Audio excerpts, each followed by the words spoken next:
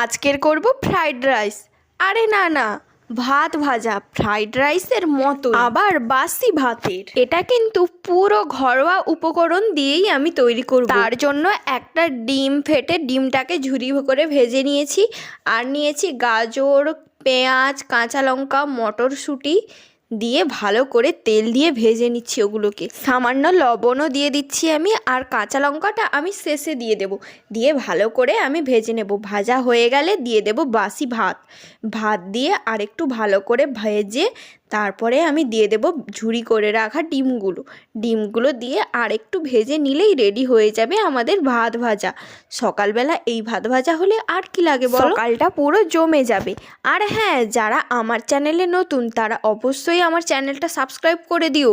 আর ভিডিওটা কেমন লাগলো অবশ্যই কমেন্টে জানিও। কারা এই ভাত ভাজাটা আমার মতো খেতে ভালোবাসো আমাকে অবশ্যই